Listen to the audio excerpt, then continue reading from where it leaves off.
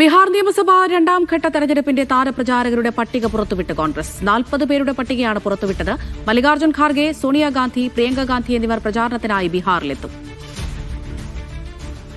PR Aravind വിവരങ്ങൾ നൽകാനായി ചേരുന്നുണ്ട്. അരവിന്ദ്, ഇനിയിപ്പോൾ വളരെ കുറച്ച് ദിവസങ്ങൾ മാത്രമാണ് ബീഹാർ വിധിയെഴുതാനായി ബാക്കിയുള്ളത്. നമുക്കറിയാം, പ്രധാനമന്ത്രി നരേന്ദ്രമോദി, രാഹുൽ ഗാന്ധി എല്ലാവരും തന്നെ കളത്തിലുണ്ട്. ഇതിപ്പോൾ രണ്ടാം ഘട്ട പ്രകടനത്തിനുള്ള താരപ്രചാരകരെയാണല്ലോ കോൺഗ്രസ് ഇപ്പോൾ പുറത്തുവിട്ടിരിക്കുന്നത്. ആരൊക്കെയായിരിക്കും ഇനിയിപ്പോൾ രണ്ടാം ഘട്ടത്തിനായി കളത്തിലിറങ്ങുക?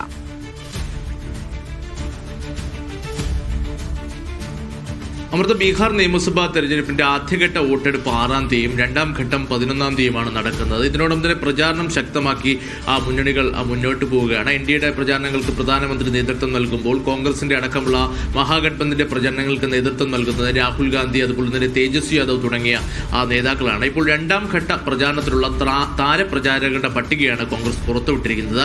40 പേരുടെ പേരുകൾ ആദ്യഘട്ടത്തിൽ വന്നതുപോലെ തന്നെ രാഹുൽ ഗാന്ധി, കോൺഗ്രസ് അധ്യക്ഷൻ മല്ലികാർജ്ജുൻ ഖാർഗെ, പ്രിയങ്ക ഗാന്ധി, സോണിയാഗാന്ധി, അതുപോലെ തന്നെ KC വേണുഗോപാൽ അടക്കമുള്ള നേതാക്കൾ ഈ പട്ടികയിൽ ഉൾപ്പെടുന്നുണ്ട്. എന്തായാലും പ്രചാരണം ശക്തമാക്കി മുന്നോട്ട് പോകുവാൻ തന്നെയാണ് ഇരു മുന്നണികളും തീരുമാനിച്ചിട്ടുള്ളത്. പ്രധാനമന്ത്രി ഇന്ന് ബീഹാറിലുണ്ട്. പട്നയിൽ വിവിധ റാലികളിൽ പ്രധാനമന്ത്രി പങ്കെടുക്കും. അതുപോലെ തന്നെ കേന്ദ്ര ആഭ്യന്തരമന്ത്രി അമിത്ഷാ സംസ്ഥാനത്ത് ക്യാമ്പ് ചെയ്തുകൊണ്ടുള്ള പ്രചാരണം നടത്തുകയാണ്. BJP മുഖ്യമന്ത്രിമാരടക്കം ആ സംസ്ഥാനങ്ങളിലേക്ക് എത്തി ശക്തമായ പ്രചാരണം നടത്തിവരുന്നു. അതേസമയം തേജസ്വി യാദവ് തന്നെയാണ് മഹാഗഠബന്ധന്റെ പ്രചാരണങ്ങളെ നേതൃത്വം നൽകുക. ഇടതു പാർട്ടികളും സജീവമായി പ്രചാരണ രംഗത്ത് ഉണ്ട്. അതേസമയം തന്നെയാണ് കഴിഞ്ഞ ദിവസം ജൻസ്വരാജ് പാർട്ടിയുടെ ഒരു നേതാവ് കൊല്ലപ്പെട്ടത്. ഈ കൊലപാതകവുമായി ബന്ധപ്പെട്ട JDUവിന്റെ ഇപ്പോഴത്തെ സ്ഥാനാർത്ഥിയെ അറസ്റ്റ് ചെയ്തിട്ടുണ്ട്. ആനന്ദ് സിംഗിനെയാണ് അറസ്റ്റ് ചെയ്തിരിക്കുന്നത്. ഇതുമായി ബന്ധപ്പെട്ട ശക്തമായ വാദപ്രതിവാദങ്ങൾ സർക്കാരും അതുപോലെ തന്നെ പ്രതിപക്ഷ പാർട്ടികളും തമ്മിൽ ഉണ്ടാവുകയാണ്. കാരണം സർക്കാരിനെതിരെ ആരെങ്കിലും പോരാടാൻ തീരുമാനിച്ചാൽ അവിടെ അടിച്ചമർത്തുന്ന നിലപാടാണ് NDA സർക്കാരിന്റെ ഭാഗത്തുനിന്നുണ്ടാകുന്നതെന്ന വിമർശനം ജൻസ്വരാജ് പാർട്ടി ഇതിനോടൊപ്പം തന്നെ ഉയർത്തിയിട്ടുണ്ട്. കോൺഗ്രസും അതുപോലെ തന്നെ RJDയും സമാനമായ രീതിയിലുള്ള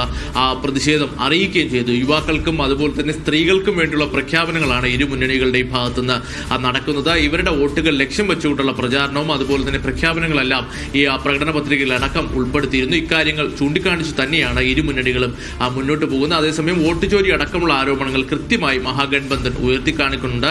താഴെത്തട്ടിൽ ജനങ്ങൾക്കിടയിലേക്ക് ഈ ആരോപണം കൃത്യമായി എത്തിക്കുവാൻ തന്നെയാണ് മഹാഗഠബന്ധൻ തീരുമാനിച്ചിരിക്കുന്നത്. എന്തായാലും ഇനി ദിവസങ്ങൾ മാത്രമാണ് ആദ്യഘട്ട വോട്ടെടുപ്പിന് അവശേഷിക്കുന്നത്. എന്തായാലും വാശിയേറിയ ഒരു പ്രചാരണം തന്നെയാണ് ഇരു മുന്നണികളുടെ ഭാഗത്തുനിന്ന് നടക്കുക. എന്തായാലും രണ്ടാം ഘട്ടത്തിന് കൂടി ഇപ്പോൾ കോൺഗ്രസ് ഒരുങ്ങി കഴിഞ്ഞിരിക്കുകയാണ്. അമൃത.